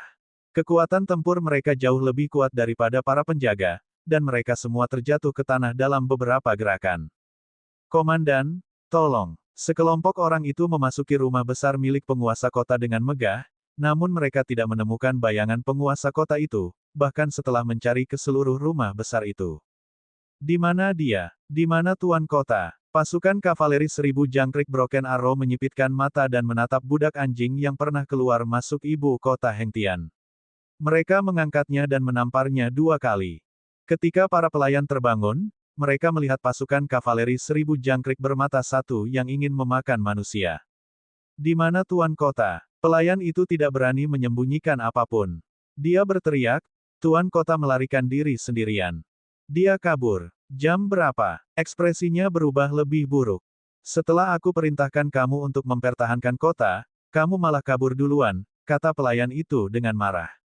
Apa-apaan ini? 1000 prajurit berkuda yang hadir meledak di tempat. Sudah kuduga, ibu kota abadi yang sembrono itu akan bertekad untuk mati bersama kota ini. Kau kabur sendiri, tapi kau ingin 40.000 pengawal kita hidup dan mati bersama kota surga selatan. Kita bisa saja mengikuti Komandan Bai dan berjuang keluar dari pengepungan ini, tapi si tua brengsek itu malah mengkhianati kita semua demi nyawanya sendiri. Bab 1271, Jatuhnya Seorang Jenderal Terkenal. Ah, aku akan membunuhmu. Mereka kehilangan kendali atas emosinya dan tidak mampu mengendalikan amarahnya. Bai Zantian mengepalkan tangannya erat-erat. Ketika dia mendengar perintah untuk mempertahankan kota sampai mati, dia mendapat firasat buruk, dan hasilnya memang seperti yang dia harapkan. Semua prajurit, dengarkan perintahku. Seruan Bai Zantian untuk meminta bantuan langsung disambut dengan banjir tanggapan. Kami akan mematuhi perintah komandan. Ayo, Bai Zantian segera mengambil keputusan. Kumpulkan semua pasukan di kota dan keluar dari pengepungan melalui gerbang timur. Jika mereka terus menunggu, mereka akan benar-benar musnah. Satu-satunya cara untuk membunuh jalan berdarah dari puluhan ribu binatang buas adalah dengan bertarung dengan semua yang mereka miliki. Tentu saja, mayoritas dari mereka akan mati dalam pelarian itu. Namun jika mereka tidak pergi, takkan ada seorang pun yang selamat. Bagus, ayo serang. Bagaimana mungkin ribuan pasukan kavaleri masih ragu-ragu? Penguasa kota sudah melarikan diri, jadi apa gunanya prajurit bertahan? Tak lama kemudian, pasukan berkekuatan 40.000 orang berkumpul kembali di gerbang timur dan bersiap berangkat. Bai Zantian dan beberapa dari ribuan kavaleri jangkrik melompat ke gerbang timur dan menganalisis titik lemah para monster, mencoba menemukan cara terbaik untuk keluar. Namun, yang membuat hati Bai Zantian hancur adalah kepadatan binatang iblis itu jauh lebih tinggi dari sebelumnya. Dia punya firasat buruk, dan sepasang mata abu-abunya terus mencari di antara 10.000 binatang buas. Bagaimana kepadatan binatang iblis bisa meningkat begitu banyak hanya dalam waktu singkat? Satu-satunya penjelasan adalah bahwa ada seorang ahli yang mengendalikan binatang iblis dan menambahkan bahan bakar ke dalam api. Tiba-tiba, pupil matanya mengecil. Di akhir raungan binatang buas itu, sekelompok prajurit berbaju besi abu-abu mendekat dengan kecepatan sedang, bagaikan tsunami yang sedang terjadi. Para prajurit itu sama persis dengan prajurit barbar yang menyerbu kota itu, tetapi jumlahnya banyak sekali. 400.000. Kemanapun mereka lewat, binatang-binatang iblis itu akan memberi jalan bagi mereka, tidak berani mendekat sama sekali. Murid Bai Zantian mengerut hebat saat dia menatap tanpa berkedip ke arah tentara lapis baja yang mendekat. Akhirnya, ketika mereka mencapai tembok kota, seluruh tubuh Bai Zantian bergetar saat dia berteriak pelan. Budak, surga, warisan, itu kamu. Di tengah-tengah pasukan lapis baja, ada singgasana yang terbuat dari tulang-tulang putih seekor binatang iblis besar. Singgasana itu dibawa oleh 6 orang barbar yang tingginya 17 kaki dan dingin namun kuat. Kekuatan fisik masing-masing dari 6 orang barbar itu tidak kalah dengan kekuatan elit bulan tengah. Hanya dengan mereka berenam, mereka bisa menghancurkan tembok kota dan membunuh semua petinggi. Terlebih lagi, 400.000 prajurit berbaju besi yang terbentang sejauh mata memandang semuanya adalah eksistensi dengan kekuatan tempur yang mengerikan. Hati Bai Zantian telah mendingin sepenuhnya. Komandan Bai, kita bertemu lagi. Nu Tianyi bersandar di singgasana dan bersemangat seperti sebelumnya. Di kepalanya, ia mengenakan mahkota dari tulang putih. Itu adalah mahkota Raja Launan. Bai Zantian tidak mengucapkan sepatah kata pun, dan tidak ada lagi pikiran untuk bertahan hidup dalam hatinya. Aku ingin berhadapan langsung denganmu. Dengan begitu, dunia akan menjadi lebih menarik. Namun pada akhirnya, kau diberhentikan oleh Pangeran Liang yang sombong. Nu Tianyi merasa sedikit menyesal. Saya bahkan tidak bertemu lawan yang layak di sepanjang perjalanan. Sejujurnya, saya sangat kecewa. Di masa lalu, Bai Zantian adalah satu-satunya musuh yang bisa diandalkannya di Liangjing. Namun, surga tidak memberinya kesempatan. Raja Mengloonan terlalu baik, jawab Bai Zantian, kedua tangannya tergenggam di belakang punggungnya. Nu Tianyi tersenyum penuh percaya diri, Bai Zantian, tunduklah padaku, dan aku akan memberimu semua gunung dan sungai di perbatasan selatan. Siapa yang tidak tergerak oleh ini? Mantan Bai Zantian paling-paling hanya menjadi panglima pasukan perbatasan selatan. Tapi sekarang, seluruh perbatasan selatan akan menjadi miliknya. Bagaimana kalau aku menolak? Bai Zantian menatap langit biru dengan awan tipis dan mendesah pelan, seolah beban berat telah terangkat dari pundaknya. Nu Tianyi tersenyum seperti sebelumnya, aku adalah penguasa tiga alam di masa depan. Musuh di jalan harus menyerah atau kehancuran. Dia mengulurkan jari telunjuknya dan menunjuk Bai Zantian dari kejauhan. Tentukan pilihanmu. Di bawah tatapan ratusan ribu orang dari kedua pasukan, Bai Zantian menurunkan tangannya yang tergenggam di belakang punggungnya. Dia memegang pedang di pinggangnya dan menariknya perlahan. Wuh. Suara pedang yang ringan bergema di medan perang yang sunyi. Dia membuat pilihan menolak. Orang tua ini lahir di tanah yang sejuk, tapi aku juga akan mati di tanah kelahiranku. Bai Zantian mencengkeram pedang panjangnya, dan energi bintangnya melonjak. Pedang panjang di tangannya bergetar dan memancarkan cahaya pedang yang tajam. Kamu, senyum Nu Tianyi memudar. Kamu telah membuat pilihan yang mengecewakan. Dia mengangkat jarinya. Selama dia menurunkan jarinya, tentara penghancur yang berkekuatan 400.000 budak dewa akan menyerang dan menghancurkan semua yang ada di kota. Akan tetapi, jari-jarinya membeku dan dia tidak bisa meletakkannya. Itu karena pedang di tangan Bai Zantian tidak diarahkan padanya, melainkan ke lehernya sendiri yang sudah tua. Nu Tianyi, aku tidak akan menyerah, tetapi aku tidak ingin menghunus pedangku kepadamu lagi. Bai Zantian tampak telah menua beberapa dekade. Kematian terbesar bagi seorang komandan bukanlah layunya kehidupan. Sebaliknya, dia telah kehilangan keberanian untuk menghunus pedangnya ke arah musuh. Aku ingin menggunakan tubuhku yang hancur untuk menukar nyawa 40.000 penjaga kota. Ya, Bai Zantian mencengkeram gagang pedangnya erat-erat. Kumohon, Raja Launan akan mengabulkan permintaanmu. Dia perlahan menekuk lututnya dan berlutut di tembok kota. Mantan komandan itu berlutut di hadapan mantan musuhnya. Saat ini, dia telah kehilangan segalanya. Tidak ada rasa senang atau rasa pencapaian di wajah Nu Tianyi. Yang ada hanya kekecewaan yang mendalam. Kamu tidak layak menjadi musuhku. Nu Tianyi berkata perlahan, kata-katanya dipenuhi dengan kesedihan dan kesepian. Kemudian, tahta tulang putih berbalik dan pasukan berkekuatan 400.000 orang mundur bagaikan air pasang. Target Nu Tianyi adalah penguasa tiga alam, bukan Raja Iblis Pembantai. Para penjaga di kota bisa saja terbunuh atau tidak. Sesuai keinginanmu. Suara Nu Tianyi datang dari jauh. Bai Zantian menurunkan pedangnya dan bersujud 3 kali ke arah yang ditinggalkannya. Terima kasih atas kebaikanmu, Raja Launan. Ia berdiri di atas tembok kota. Ia berbalik dan melihat ke arah ribuan pasukan berkuda kriket di belakangnya. Ia menatap mata 1000 pasukan berkuda kriket yang penuh kesedihan. Komandan, jangan. Komandan Bai, tolong jangan. Bai Zantian menempelkan kedua telapak tangannya, energi bintang mengalir deras di sekujur tubuhnya, menyebabkan rambut dan jenggotnya menari tertiup angin, dan pakaian polosnya berkibar tertiup angin. Medan Qi yang kuat meluas dengan cepat ke segala arah dengan dia sebagai pusatnya. Bagian dalam tubuhnya bagaikan besi panas membara, yang senantiasa memancarkan cahaya merah tua. Dia telah menghancurkan dirinya sendiri dengan meledakkan seluruh kekuatan bintangnya. Para prajurit berbaju putih berteriak sedih, Panglima, jangan mati. Byzantian mengangkat kepalanya dengan susah payah dan melihat ke arah kerajaan utara.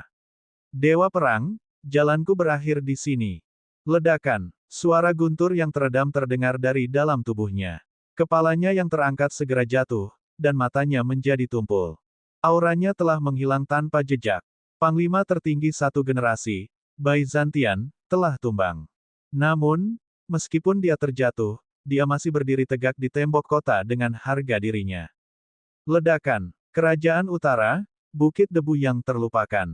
Kota Liuli saat ini sama saja seperti masa lalu, dengan salju tebal yang tak kunjung berhenti. Namun, perbedaannya adalah ada petir langka yang lewat tanpa diduga. Guntur yang bergemuruh membangunkan makhluk yang sedang tidur. Hal ini juga membangunkan Xia Qingchen yang sedang menyendiri. Tubuhnya bergetar, dan 10 jarinya yang membentuk segel tiba-tiba terbuka. Matanya tiba-tiba terbuka. Dia berdiri dan berjalan keluar dari pondok beratap jerami itu dengan kedua tangan di belakang punggungnya. Dia menatap langit yang gelap dengan sedikit keraguan di matanya. Apa yang terjadi? Bab 1272, Penguasa Bulan Gelap.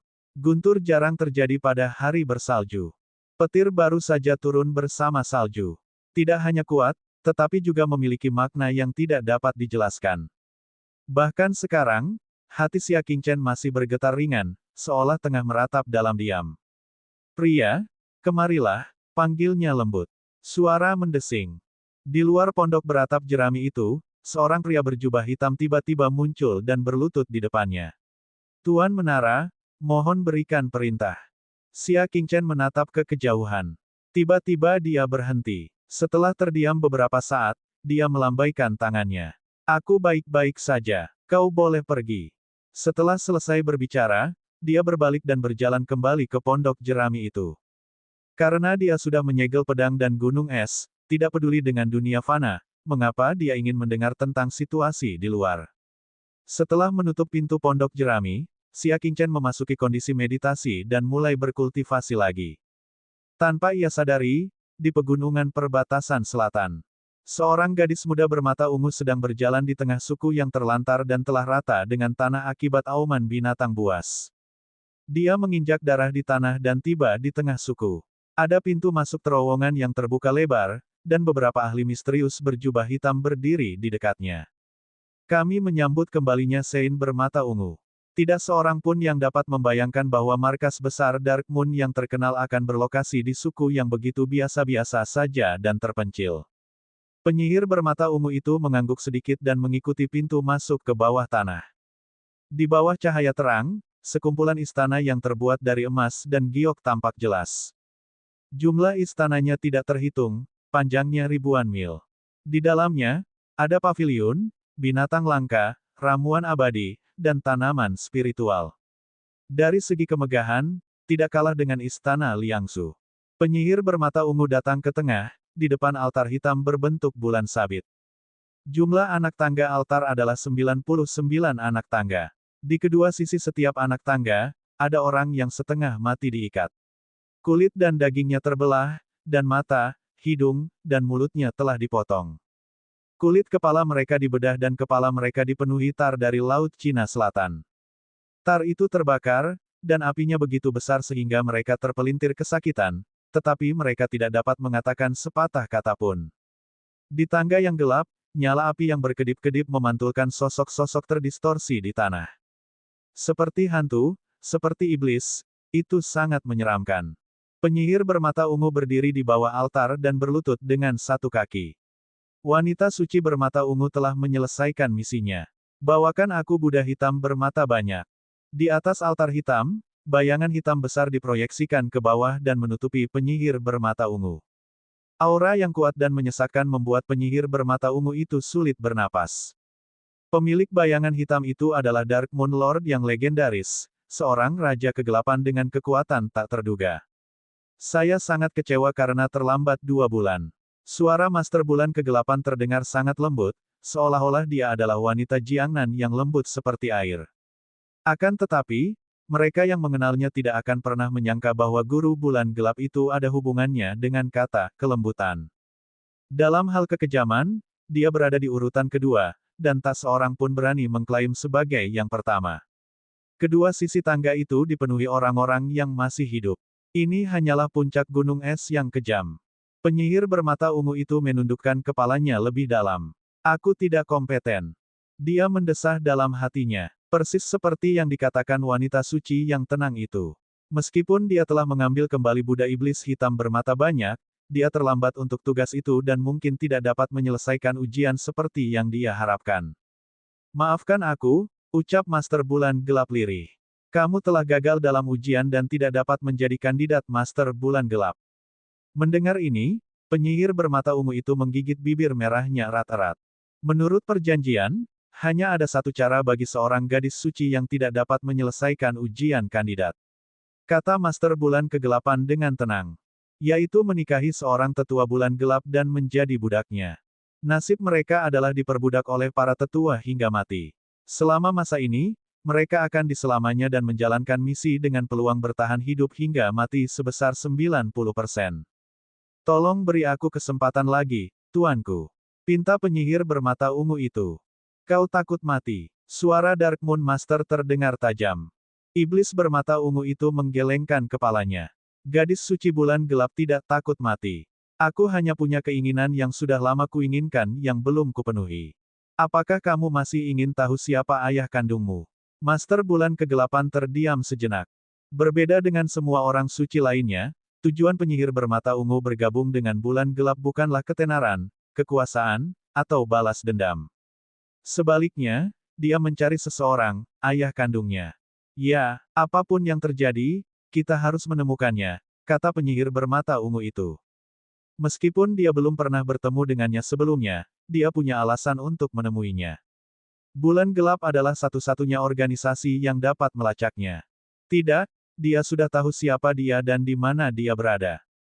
Jika dia ingin mengetahui jawabannya, satu-satunya kesempatan yang dimilikinya adalah menjadi penerus Master Bulan Gelap. Sayangnya dia tidak berhasil. Bagus. Aku akan memberimu satu kesempatan lagi. Master Dark Moon melemparkan pil hijau menuruni tangga, dan pil itu menggelinding ke arah penyihir bermata ungu. Pupil mata iblis wanita bermata ungu itu mengecil saat melihat benda itu. Pil otak zombie. Pil otak mayat adalah racun paling mengerikan di bulan yang gelap. Pil ini selalu digunakan untuk mengendalikan pembunuh yang tidak patuh. Setelah dikonsumsi, seseorang harus mengumpulkan penawarnya setiap 3 bulan sekali. Kalau tidak ada penawarnya, racunnya akan berefek dan menyebabkan kepala seseorang meledak dan mati. Saat dia masih hidup, kepalanya akan sakit selama 10 hari 10 malam dan rasanya lebih buruk daripada kematian. Banyak orang yang diracuni lebih memilih mati daripada menderita penyiksaan. Yang paling mengerikan adalah benda ini dibuat dari darah seorang ahli alam matahari, dan tidak ada penawarnya. Sekalipun Anda seorang dokter dewa, Anda tidak akan mampu menyelesaikannya. Kecuali jika kultivasi seseorang lebih kuat dari alam matahari dan mengeluarkan darah mayat dari tubuhnya, racun itu akan menghantui mereka selamanya. Tuanku, kau tidak percaya padaku? Tanya penyihir bermata ungu itu. Di bulan yang gelap, gadis suci tidak perlu meminum pil otak zombie. Seorang wanita suci yang sedang jatuh cinta, tentu saja aku tidak mempercayainya. Kata Master Bulan Kegelapan dengan acuh tak acuh.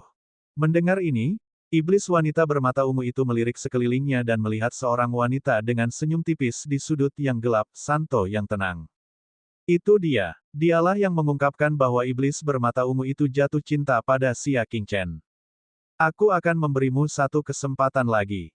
Jika kau berhasil, aku akan membiarkanmu mewarisi posisi Master Bulan Kegelapan dan memberitahumu siapa ayahmu. Iblis wanita bermata ungu itu mengambil pil otak mayat dan bergumam, bolehkah aku minum pil otak zombie ini? Tentu saja tidak. Bayangan besar penguasa bulan kegelapan perlahan mundur. Ujian kedua yang kuberikan padamu adalah membunuh seseorang. Membunuh. Penyihir bermata ungu itu tidak ragu-ragu, baiklah. Bolehkah aku tahu siapa targetnya? Jika membunuh satu orang saja sudah cukup untuk menyelesaikan ujian, maka, itu terlalu mudah. Begitu mudahnya diperoleh, hingga terasa tidak nyata. Sia, cahaya, debu, ledakan, seolah-olah ribuan petir telah menyambar pikiran iblis bermata ungu itu, menyebabkan pikirannya menjadi kosong. Pupil matanya yang ungu mengecil karena linglung, dipenuhi rasa terkejut. Bawa kembali kepalanya dan kau akan memenuhi keinginanmu seumur hidup. Suara Dark Moon Master terdengar. Penyihir bermata ungu itu kembali sadar dan berkata cepat, Yang Mulia, mengapa Anda ingin membunuh Xia Qingchen? Belum lama ini, bukankah Yang Mulia melindunginya? Meskipun dunia ini luas, dan dia bisa membunuh siapa saja, dia tidak bisa membunuh Xia Qingchen. Kenapa? Tanya Master Bulan Kegelapan dengan acuh tak acuh. Karena kamu punya perasaan padanya. Gadis suci bulan gelap tidak menoleransi perasaan apapun. Jika dia melakukannya, dia akan membunuh orang yang dicintainya. Ini telah menjadi aturan besi bulan gelap sejak zaman dahulu. Celepuk, penyihir bermata ungu itu berlutut dan bersujud ke tanah. Yang Mulia, mohon tarik kembali perintah Anda. Saya bersumpah bahwa mulai sekarang, saya tidak akan pernah melihat Xia Qingchen lagi. Dia telah berjanji kepada gadis suci teratai putih bahwa dia tidak akan pernah bertemu Xia Qingchen lagi di kehidupan ini. Kecuali dia meninggal. Bab 1273, Sutra Hati Penjara Hantu. Entah aku akan membunuh Xia Qingchen, atau aku akan menghadiahkanmu pada seorang tetua. Kata Master Bulan Kegelapan dengan nada tegas. Iblis bermata ungu itu kesakitan, seakan-akan ditusuk jarum. Di satu sisi ada harapan yang telah lama ia perjuangkan sepanjang hidupnya, dan di sisi lain ada pria terberat dalam hidupnya. Bagaimana dia akan memilih? Kesabaranku ada batasnya, suara Dark Moon Master berubah dingin ketika dia tidak mendapat jawaban. Penyihir bermata ungu itu berkata dengan suara rendah, terimalah misinya.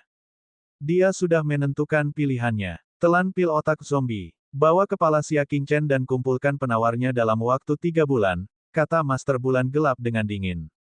Jika tidak, racunnya akan bereaksi dan iblis bermata ungu itu akan mati di luar. Wanita iblis bermata ungu itu tidak mengatakan sepatah kata pun. Dia membuka mulutnya dan menelan racun paling menakutkan di bulan yang gelap. Pergi. Penyihir bermata ungu itu berdiri, menangkupkan tinjunya, membungkuk, dan berbalik. Hanya Tuan Bulan Gelap dan gadis suci yang tenang itu yang tersisa di dalam rumah. Kuharap dia bisa menghapus perasaan di hatinya.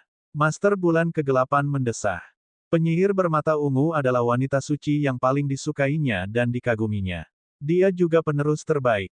Dia tidak ingin penyihir bermata ungu menghancurkan masa depannya karena cinta. Sang Santa yang tenang berjalan keluar dari bayang-bayang. Cahaya yang berkedip-kedip membuat sulit untuk melihat ekspresinya. Dia tidak akan kembali. Ada jejak kerumitan yang tak terlukiskan di mata kristalnya. Waktu berlalu dan setengah bulan pun berlalu. Kota surga selatan telah jatuh, dan Bai Zantian telah tewas dalam pertempuran di perbatasan. Berita itu menyebar ke seluruh 3 alam seperti tornado. Semua manusia di alam awan tengah telah mendengarnya. Hanya Xia Qingchen yang berada di gundukan debu terlupakan dan tidak peduli dengan masalah duniawi, tidak mengetahui apapun tentang ini. Pada hari ini, asap hitam mengepul di atas pondok beratap jerami, dan lolongan serigala serta lolongan hantu pun terdengar. Mereka yang mendengarnya menjadi kesal dan bingung. Jika kemauan seseorang hilang, mereka bahkan akan merasa takut. Dan semua ini karena Xia Qingchen telah melepaskan kekuatan bintangnya di pondok jerami. Setelah 1,5 bulan bekerja keras, dia akhirnya mencapai 9 indera bintang besar dan berdiri di puncak bintang besar. Sebagian besar pencapaian seumur hidup seniman bela diri akan berhenti di sini. Xia Qingchen baru berusia 20 tahun, namun dia telah mencapai puncak kehidupan kebanyakan seniman bela diri. Di dalam rumah, dia menekan lengannya ke bawah perlahan, dan kekuatan bintang yang melimpah di tubuhnya kembali ke mata air bintang. Ratapan hantu itu tiba-tiba berhenti, dan ki hantu di langit pun menghilang. Sayangnya, ki hantunya tidak cukup. Kekuatan suara hantu penghisap jiwa sutra hati penjara hantu tidak cukup. Xia Qingchen tidak bisa menahan rasa penyesalan. Kalau saja ki hantu yang diperolehnya lebih murni, maka ratapan hantu tadi tidak akan sesederhana mengganggu pikiran orang. Namun, bisa mendapatkan ki hantu itu sudah merupakan keberuntungan. Xia Qingchen tidak berani meminta lebih.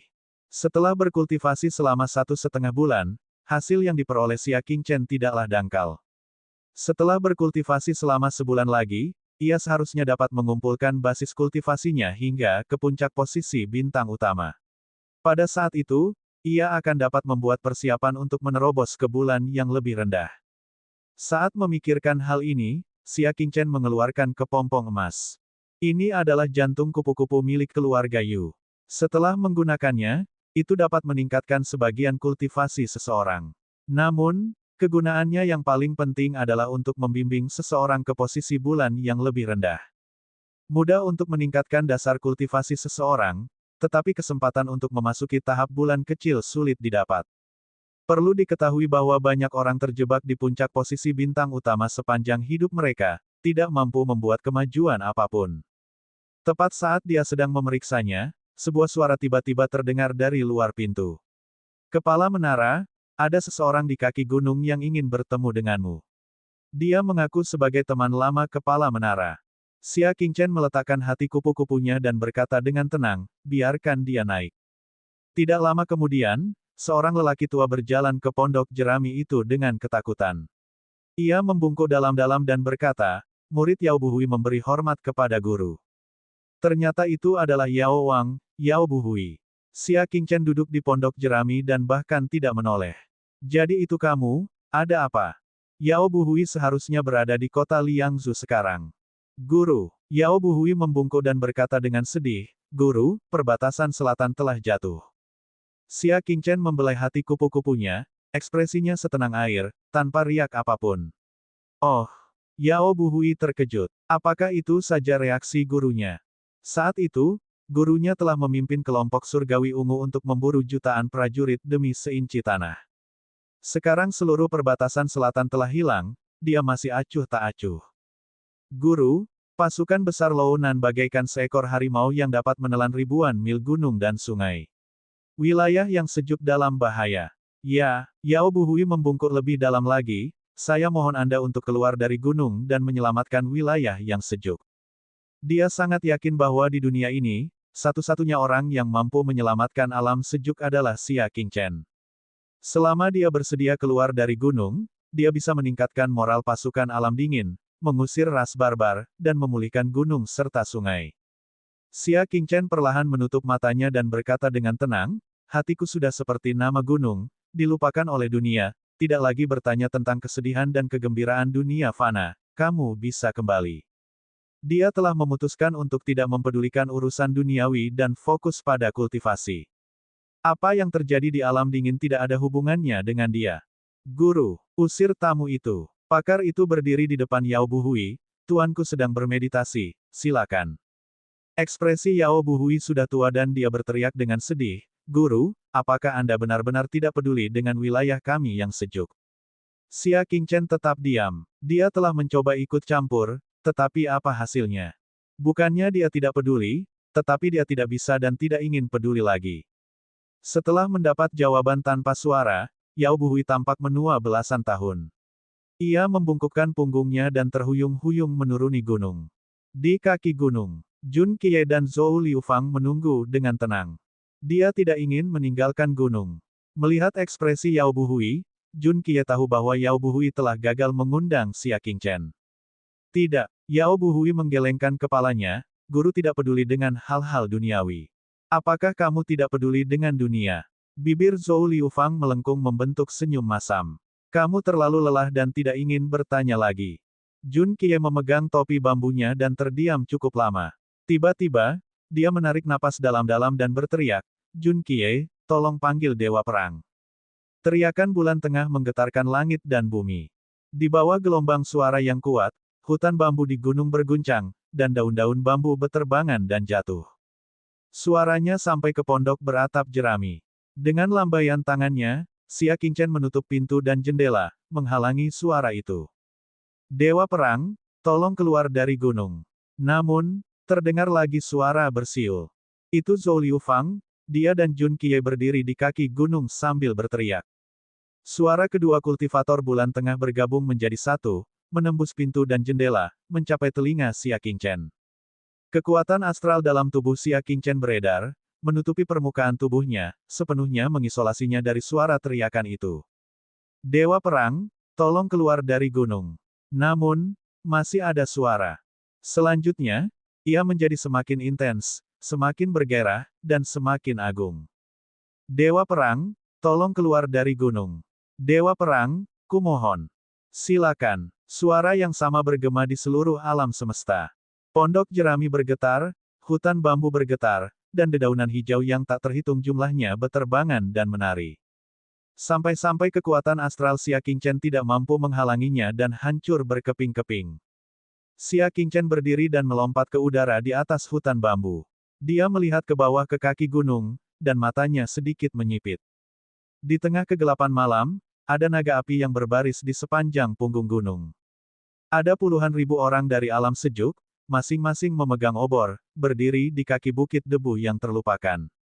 Salju putih menutupi bahu mereka dan membasahi rambut hitam mereka, tetapi tidak dapat menyembunyikan wajah penuh tekad mereka.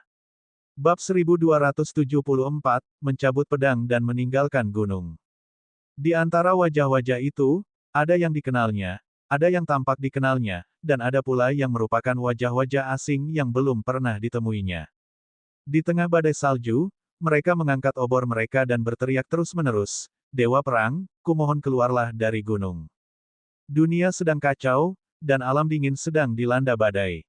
Hanya Xia Qingchen yang bisa menyelamatkan orang-orang di alam dingin jika dia keluar dari gunung. Xia Qingchen terdiam. Dengan ketukan ringan pada jari kakinya, dia kembali ke tanah. Katakan pada mereka bahwa tidak ada dewa perang di dunia ini. Biarkan mereka semua pergi. Xia Qingchen melangkah masuk ke dalam pondok jerami, menutup pintu, dan memasuki kondisi meditasi sekali lagi. Ketika Pangeran Liang menantang surga dan bertekad untuk mengeksekusinya, dewa perang telah meninggal. Orang yang selamat adalah Xia Hou dari wilayah Zongyun. Ya, penjaga di pintu masuk mendesah dalam hatinya. Ia tiba di kaki gunung dan menyampaikan kata-kata Xia Qingchen, "Semuanya, silakan bubar." Yang mulia telah pensiun ke pegunungan dan hutan dan tidak peduli dengan hal-hal duniawi. "Mengapa kalian semua begitu gigih?" Jun Qiye membungkuk. "Tolong beritahu Xia Hou bahwa miliaran orang di kerajaan Liang sedang terpuruk dan menderita. Mereka menunggunya untuk menyelamatkan mereka." Penjaga itu tidak berekspresi. "Tuan Xia telah berubah pikiran," katanya. "Dia bahkan bukan warga negara negeri dingin. Apa tugasnya untuk menyelamatkan orang-orang negeri dingin?" Ini, Jun Qiye dan yang lainnya terdiam. Benar, mereka selalu berharap agar Xia Qingchen melindungi wilayah dingin ini. Namun, apakah dia punya kewajiban dan tanggung jawab untuk melakukannya? Belum lagi, dia pernah diperlakukan begitu buruk oleh Pangeran Liang hingga dia patah semangat dan pergi ke alam lain. Sekarang wilayah dingin itu dalam masalah, mereka harus meminta Xia Qingchen untuk kembali dan menyelamatkan mereka. Apakah mereka tidak merasa ini terlalu berlebihan? Kalian semua harus bubar. Yang mulia sudah pensiun ke pegunungan dan hutan, jadi mengapa kalian harus memaksanya? Kata penjaga itu dengan sungguh-sungguh. Jun Qiye terdiam. Ia berbalik dan melihat obor yang menyala di belakangnya. Ia merasa bimbang. Dia benar-benar tidak ingin mengganggu Xia Qingchen. Namun, jika Xia Qingchen tidak muncul, apa yang bisa dilakukan orang-orang biasa? Setelah waktu yang lama, dia perlahan menekuk lutut kirinya dan berlutut dengan satu lutut. "Dewa Perang, tolong keluarlah dari gunung." Ekspresi Xi Yanhu berubah drastis, dan dia segera maju untuk mendukungnya. "Tuan Istana, kau tidak bisa. Berapa usia kepala istana militer, bagaimana ia bisa dengan mudah berlutut dan menundukkan kepala kepada orang-orang?" Orang-orang lainnya melangkah maju untuk membantunya berdiri dan berteriak. Jun Qiye tetap teguh seperti gunung Tai dan tidak bergerak sedikit pun. "Selama Dewa Perang tidak muncul, aku akan berlutut untuk waktu yang lama sampai gunung dan sungai di alam dingin hancur." Celepuk. Terdengar suara seseorang berlutut. Itu adalah Zhou Liufang dan Yao Buhui. Mereka semua berlutut dengan satu kaki. "Dewa Perang, kumohon keluarlah." Ekspresi mereka sama-sama penuh tekad. Di dunia saat ini, satu-satunya orang yang mampu melawan Nu Tianyi adalah Xia Qingchen. Jika dia tidak keluar, dunia akan sulit memutuskan. Ketika Xi Yanhu dan yang lainnya melihat ini, mereka juga berlutut dan berteriak keras, "Kami berlutut dan mengundang Dewa Perang untuk keluar dari gunung." Anak buah Baili Liang, dengan obor di tangan mereka, berlutut dengan satu kaki. Angin semakin kencang. Saljunya bahkan lebih lebat. Di tengah angin menderu dan salju tebal, mereka semua berlutut dan berteriak, "Saya berlutut dan mengundang Dewa Perang untuk keluar dari gunung." Adegan itu mengguncang hati orang-orang. Puluhan ribu orang berlutut dan memohon Dewa Perang yang penyendiri untuk keluar dan menyelamatkan dunia. Sejak zaman dahulu kala, siapa lagi kalau bukan Xia Qingchen? Namun, mata Xia Qingchen tertutup rapat, dan dia tidak mendengar apapun yang terjadi di luar jendela. Dia bertekad untuk memutuskan hubungannya dengan dunia. Dadada, hingga beberapa kuda berlari kencang di tengah salju, menatap angin kencang. Para mantan bawahan Dewa Perang memberikan penghormatan kepada Tuan Xia. Sang Yu memimpin 1000 prajurit dan tiba terlambat di tengah salju. Dewa Perang, kami di sini atas perintah Komandan Bai untuk menyampaikan surat ini. Xia Qingchen perlahan membuka matanya. Bai Zantian. Tidak diketahui apakah dia telah menjauhkan diri dari kekacauan di perbatasan selatan setelah dilucuti dari jabatannya sebagai komandan. Adapun suratnya, dia tidak perlu berpikir untuk tahu bahwa surat itu berisi bujukan untuk meninggalkan gunung dan berjuang demi alam sejuk. Lagi pula, Bai Zantian sangat mencintai perbatasan selatan, dan setia pada wilayah sejuk itu. Dia menutup matanya lagi, tidak mau bertanya. Sampai akhirnya Sang Yu berlutut dengan sedih dan berteriak dengan air mata di matanya, Dewa Perang, tolong lihat kata-kata terakhir Komandan Bai. Orang-orang yang hadir tidak tahu bahwa Bai Zantian telah meminta izin rakyat untuk bunuh diri di hadapan 400.000 prajurit wilayah launan. Sang Yu juga sedang dalam perjalanan menuju gundukan debu yang terlupakan ketika dia mendengar dari pengawal komandan yang telah melarikan diri dari kota surga selatan bahwa Bai Zantian telah jatuh. Apa? Bai Zantian sudah meninggal. Ekspresi Jun Qiye, Zhou Liufang, Yao Buhui, dan yang lainnya berubah. Komandan yang telah mengintimidasi launan selama bertahun-tahun telah tewas di medan perang. Kesedihan mendalam berkecamuk dalam hati mereka. Status Bai Zantian di perbatasan selatan setara dengan status Xia Qingchen di wilayah dingin. Dia adalah pilar pendukung perbatasan selatan, sebuah eksistensi yang hampir seperti sebuah agama. Apakah kematiannya merupakan tanda kemunduran dunia keren? Sang Yu menundukkan kepalanya, air matanya jatuh seperti hujan. Tepat saat penglihatannya mulai kabur, angin sepoi-sepoi bertiup. Salju putih di depannya beterbangan dan menghalangi pandangannya. Dalam kegelapan, sesosok tubuh dalam jubah brokat biru berdiri di tengah pusaran salju, dengan kedua tangan di belakang punggungnya. Dia? Bagaimana dia bisa mati? Suara sosok itu sedikit serak, sedikit berat, dan juga sedikit kesepian. Xia Qingchen akhirnya menunjukkan dirinya. Sulit baginya menerima kenyataan bahwa Panglima Tua yang rela menjadi pembawa tandu demi kerajaan yang sejuk dan mengangkat kakinya untuknya, telah gugur demi negara. Komandan menggunakan nyawanya sendiri untuk mengganti nyawa 40.000 penjaga kota yang terjebak di kota surga selatan. Kemudian dia membalikkan kekuatan bintang dan mati di depan musuh. Sang Yu gembira, tetapi bahkan lebih sedih. Angin dan salju semakin kencang, benar-benar menghalangi sosok Xia Qingchen dan bahkan menghalangi ekspresi di wajahnya. Di mana suratnya? Sang Yu menyodorkannya dengan kedua tangannya, dan surat itu langsung tersapu oleh embusan angin dingin, mendarat di tangan Xia Qingchen. Setelah membukanya, terlihatlah sebuah surat yang hanya berisi beberapa baris. Ketika kamu membaca surat ini, mungkin aku sudah meninggal. Maafkan aku, tubuh lelaki tua ini terlalu lemah untuk mengikuti Dewa Perang dan melindungi Tanah Selatan. Aku hanya bisa berhenti di sini. Aku akan mengembalikan semua pasukan yang telah kau latih kepadamu. Mereka semua adalah pasukan elit yang berpotensi, dan hanya kau yang dapat terus melatih mereka. Akhirnya, ketika Dewa Perang lelah, lupakan alam yang sejuk dan beristirahatlah dengan baik. Itu saja yang ingin kukatakan. Aku akan. Ternyata Bai Zantian sudah mengantisipasi bahwa dirinya akan musnah bersama kota surga selatan. Oleh karena itu, sebelum meninggal, dia menuliskan sepucuk surat berisi kata-kata terakhirnya dan bahkan memindahkan seluruh pasukan Sang Yu kembali ke pihak Xia Qingchen, serta mengatur pemakaman untuk mereka. Dan pada akhirnya, hati tenang Xia Qingchen sedikit bergetar. Kata-kata terakhir dari komandan tua itu bukanlah untuk meminta Xia Qingchen menyelamatkan gunung dan sungai di wilayah sejuk, ataupun untuk melindungi jutaan dan jutaan orang. Sebaliknya, dia ingin Xia Qingchen beristirahat. Wajah Sang Yu penuh dengan air mata. Tuanku, meskipun Komandan Bai telah meninggal, jasadnya tetap berdiri di tembok kota langit selatan. Ia menghadap kota Liangsu. Ia tidak jatuh. Dia, gunakan punggungmu untuk menghalangi musuh di perbatasan selatan. Katanya, Namun yang terdengar di telinganya hanyalah angin dan salju, tak ada suara lagi. Dia mengangkat kepalanya dan melihat sosok Xia Qingchen tidak terlihat di antara pusaran salju. Di mana Dewa Perang? Kemana Dewa pergi? Kerumunan orang itu dipenuhi dengan kebingungan. Mereka mencari ke segala arah, tetapi mereka tidak dapat menemukan sosok Xia Qingchen. Termasuk pondok jerami, tidak ada seorang pun di dalamnya. Setelah waktu yang lama, mereka sampai di puncak Bukit Wangchen, di puncak bersalju.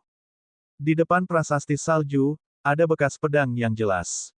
Pedang Dayan yang tadinya membeku di sini, kini lenyap tanpa jejak, hanya menyisakan suara teriakan pedang samar-samar yang bergema di angkasa. Pada bulan ke-8 tahun Sen, Dewa Perang Xia Qingchen menghunus pedangnya dan keluar dari gunung. Bab 1275, Krisis Nasional. Perbatasan Selatan. Medan yang asli. Bertahanlah. Jangan biarkan orang-orang barbar memanjat tembok kota. Desir. Daerah yang terdahulu merupakan daerah yang sangat biasa di perbatasan selatan, yang dulunya tidak dikenal.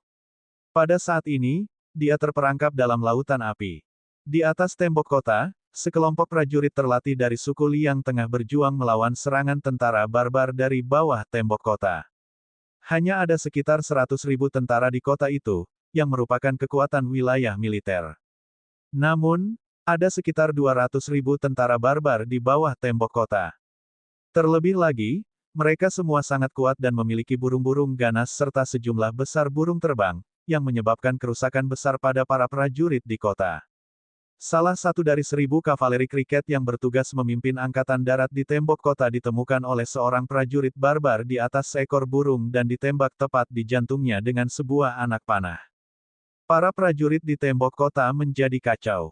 Untungnya, 100 kavaleri bersayap memimpin dan meneruskan komando. Akan tetapi, itu hanya untuk menunda serangan musuh terhadap kota. Di tengah kota, ada tenda komando sementara. Wu Xiong mondar-mandir di dalam, alisnya berkerut dalam dan wajahnya dipenuhi ekspresi berat.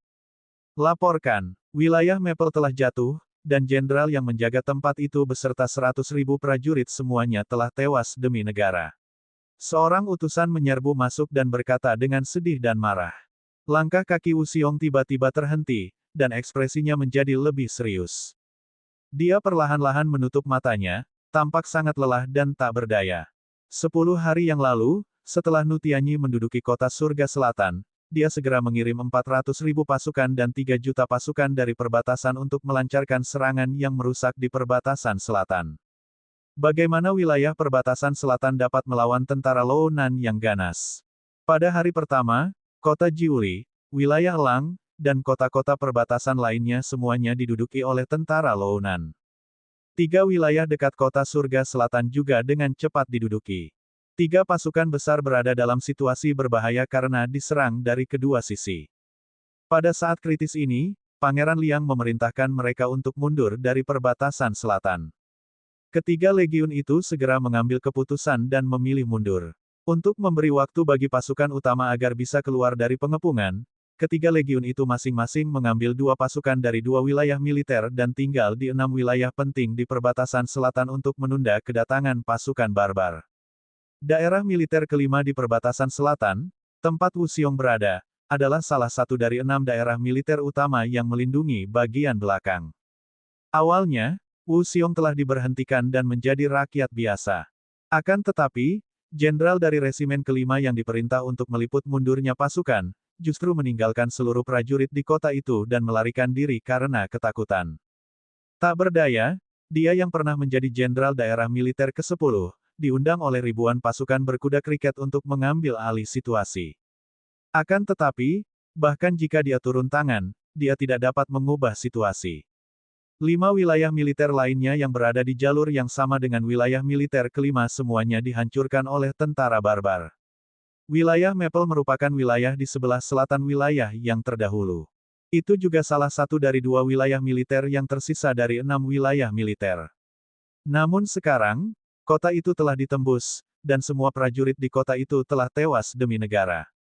Hanya Tuan kelima yang tersisa untuk mempertahankan bekas medan yang. Aura keputusasaan yang luar biasa menyelimuti Wu Xiong, menyebabkan dia tidak bisa bernapas. Mendengarkan langkah kaki panik di luar, bibirnya melengkung membentuk senyum meremehkan.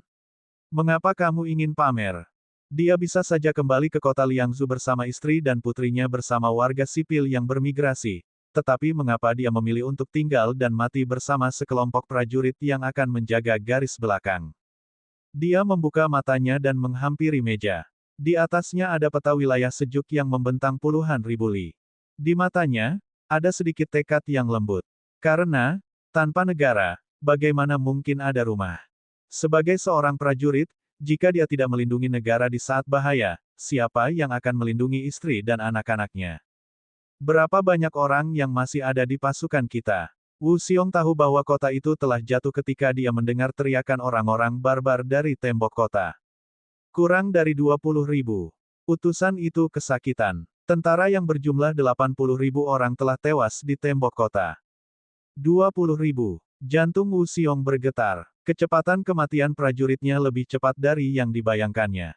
Menurut perkiraan mereka, 100.000 pasukan dapat menunda musuh selama 2 hari 2 malam. Namun pada kenyataannya, hal itu sulit dilakukan bahkan setelah setengah hari. Tuanku, tidak bagus, kota utara telah jatuh. Musuh telah memanjat kota dan membuka gerbang kota utara. Sejumlah besar tentara musuh berdatangan. Bai Xiaoji yang terluka berlari masuk, terengah-engah. Wu Xiong mengepalkan tangan kanannya saat ia mengingat kota surga selatan. Konon, kota surga selatan hilang dengan cara seperti ini. Bai Zantian juga mengorbankan dirinya secara heroik. Komandan Bai, kau tidak akan sendirian di jalan menuju mata air kuning. Wu Xiong menendang meja dan mengenakan helmnya. Matanya tajam saat ia berteriak, pergilah. Kalian semua, ikutlah denganku dan bertarung sampai mati dengan musuh-musuh yang telah memasuki kota. Karena dia memang akan mati, lebih baik dia mati bersama pasukan barbar. Dia tidak perlu membayar untuk membunuh satu, tapi membunuh dua adalah keuntungan besar.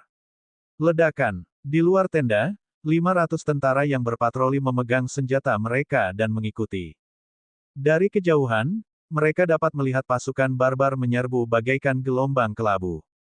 Saat mereka memasuki kota, mereka langsung membakar, membunuh, dan merampok. Beberapa orang yang tidak dapat meninggalkan bekas medan yang tepat waktu dibantai tanpa ampun oleh mereka. Melihat ini, Wu Xiong menghunus pedangnya dan memimpin serangan. Bunuh. Hanya 500 prajurit di belakangnya yang bisa bertarung. Bagaimana mungkin mereka tidak takut ketika melihat fisik si barbar yang jauh lebih kuat dari mereka dan betapa kejamnya dia. Akan tetapi, mereka tidak punya tempat untuk mundur. Membunuh. 500 prajurit maju ke depan dengan tekad. Tentara barbar yang membakar, membunuh, dan merampok itu memandang ke-500 prajurit itu dengan jijik. Ayo, hancurkan kepala mereka. Seorang komandan pasukan barbar yang sedikit lebih tinggi dari yang lain mencibir. Seketika, 1000 prajurit barbar pertama yang datang lebih dulu, masing-masing memegang gada, palu batu, dan senjata lainnya, melangkah mendekat sambil tersenyum aneh.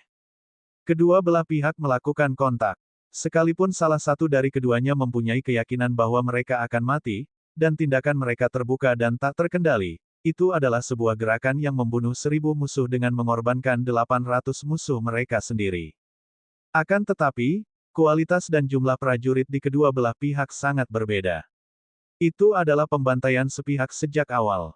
Harga untuk jatuhnya satu prajurit barbar adalah 10 kali lipat dari korban prajurit Liang. Ada yang kepalanya dihancurkan dengan palu, ada yang lengannya dipelintir, dan ada yang jantungnya dicakar dengan cakar.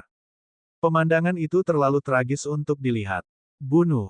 Wu Xiong meraung dengan sedih dan marah.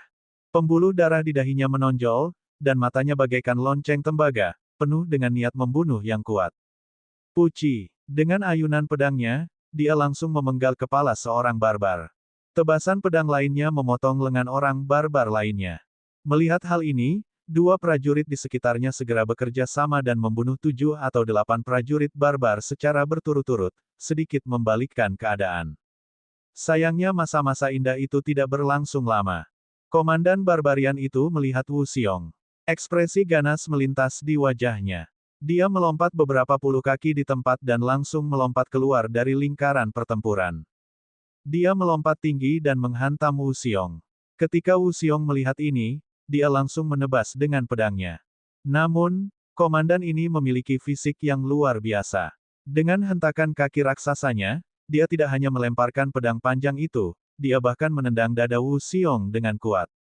Pada saat itu, Wu Xiong merasakan sakit yang luar biasa di dadanya, seolah-olah ada meteorit yang menghantam dadanya.